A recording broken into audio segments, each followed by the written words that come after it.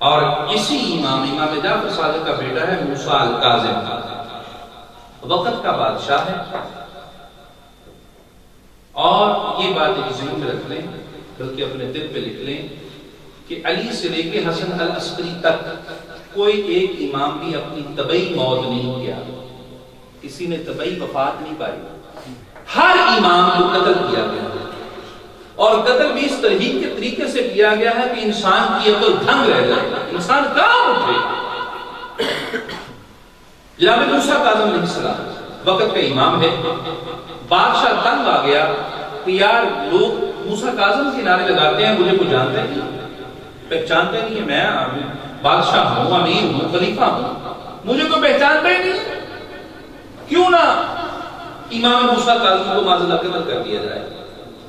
سوچا اور اس پہ عمل شروع کر دیا، وزراء سے مشورے کیے کہ کس طرح قتل کرنا چاہیے، کیا طریقہ ہونا چاہیے، کسی نے کچھ کہا، کسی نے کچھ کہا۔ ایک وزیر نے کہا بادشاہ اگر آپ اسے انہیں اس طرح قتل کریں گے تو یہاں پر ہنگامہ ہو جائے گا، کیونکہ لوگ ان کو بھی ماننے والے ہیں، ان کو بھی چاہنے والے ہیں، یہ تو پھر ہنگامہ ہو جائے گا سلطنت میں، لہٰذا اس طریقے سے قتل کرتے ہیں کہ پتہ بھی نہ لگے، اور ہم کہیں تو ہم تو کہتے تھے امام ہے، وقت کا اولو الامر ہے، صاحب امر ہے، ہم نے تو یہ سمجھا تھا، لیکن ہمیں کیا پتا یہ ہو گیا۔ کہا آپ مشورہ دو۔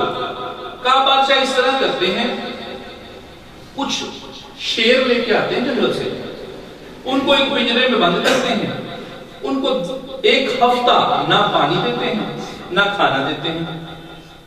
ایک ہفتے کے بعد جب وہ بہت بھوکے اور پیاسے ہو جائیں گے تو امام کو آواز دیں گے کہ یا صاحب امر، ہم شیر رکھنا چاہتے ہیں، لہذا آپ ان شیروں میں سے جو نسلی شیر ہیں ان کا انتخاب کر دیں، باقی ہم چھوڑ دیں گے اور وہ رکھ لیں گے۔ کہا ہاں تیرا مشورہ ٹھیک ہے۔ شیر لائے گئے، ایک بہت بڑا پنجرا بنایا گیا، پنجرے میں شیروں کو چھوڑا گیا، ایک دن گزرا، 2 دن، 3 دن، 4 دن، 5 دن، 6 دن، 7ویں دن بادشاہ نے اپنا قاصد بھیجا امام موسیٰ کی طرف۔ امام موسیٰ کاظم علیہ السلام کی طرف قاصد گیا، عرض کی بادشاہ آپ کو ترک کر رہا ہے۔ کہا جا، ہم نہیں آتے، وہ بادشاہ ہوگا اپنے گھر میں ہوگا، ہم اس کی بات کو مجھے اسے غرض ہی نہیں، کچھ لینا دینا نہیں اس کی بادشاہ سے، میں کیوں نہ۔ پھر پیغام آیا، خیر امام گئے، امام چل پڑے، امام گئے، بادشاہ کھڑا ہے، وزراء کھڑے ہیں، سامنے ایک بہت بڑا پنجرا ہے، اس میں شیر ہیں، دھارے مار رہے ہیں۔ کہا ہاں بادشاہ کیا بات ہے، طلب کیا ہے، وجہ کیا ہے، ہمیں تیری سلطنت سے کوئی سروکار نہیں، تیری دولت سے سروکار نہیں، طلب کیوں کیا ہے؟ کہا امام بات یہ ہے کہ کچھ مشورہ کرنا چاہتے تھے آپ سے۔ کہا ہاں کہو۔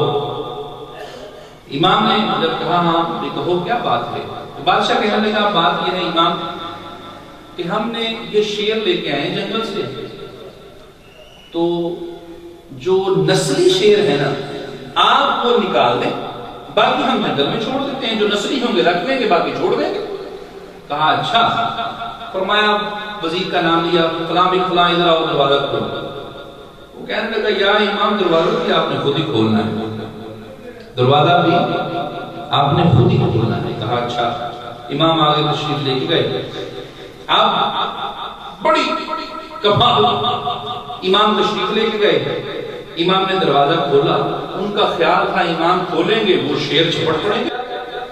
اب بادشاہ اتنا بزدل، وہ جو ظلم کروا رہا ہے کروا خود رہا ہے، اور دیکھنے کی طاقت نہیں ہے، آنکھوں پہ ہاتھ، وزراء نے آنکھوں پہ ہاتھ، امام اندر گئے، شیر بھاگتے ہوئے امام کے قدموں میں گر پڑے۔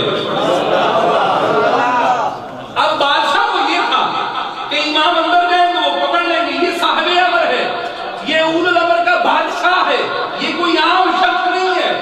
امام اندر گئے، جو شیر تھے وہ قدموں میں آ گئے، شیر بھی جانتے ہیں یہ صاحب امر ہے، یہ مولا ہے، یہ بابا ہے، نہیں جانتا، ہائے ہائے ہائے ہائے، جانتا ہے تو جانور جانتا ہے کہ صاحب امر ہے، اور نہیں جانتا تو آج کا کچھ ملا نہیں جانتا کہ وہ صاحب امر ہے۔ مولا اندر گئے، شیر قدموں میں، چیخ آتی ہے، کوئی آواز آتی ہے، ہاتھ پرے کر لیں گے، سائڈ پہ کر لیں گے. 1 منٹ گزرا، 2 منٹ، 3 منٹ، مولا نے آواز دی، بادشاہ، او بادشاہ. بڑا تعجب، بڑی پریشانی، ہاتھ نیچے کیا، دیکھا ہے سارے شیر ایمان کے قدموں میں. فرمایا بادشاہ آ جا، یہ سارے نسلی ہیں، سارے رکھ لے، سارے نسلی ہیں، سارے رکھ لے. نسلی سارے کیوں ہیں؟ کیونکہ جو ہمارے قدموں میں آ جاتا ہے وہ نسلی ہوا کرتا ہے.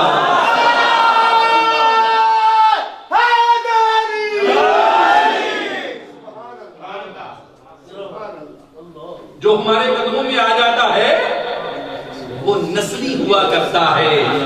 وہ ہے نا عشق حیدر مقدر سوار دیتا ہے. آئے ہائے ہائے ہائے ہائے ہائے، عشق حیدر مقدر سوار دیتا ہے اور بغض حیدر نسب بگاڑ دیتا ہے. جو ہمارے قدموں میں آ جاتا ہے وہ نسلی ہوا کرتا ہے، اور جو بے نسلہ ہوتا ہے وہ ہمارے پاس آ نہیں سکتا، کیونکہ اللہ نے فرما دیا ہے انما یرید اللہ لیذھب عنکم الرجس اہل البیت ویطہرکم تطہیرا. کہ محبوبہ تیرے ان بارہ کے پاس، تیرے ان پیاروں کے پاس، تیری اس اہل بیت کے پاس نجس جا ہی نہیں سکتا. برادران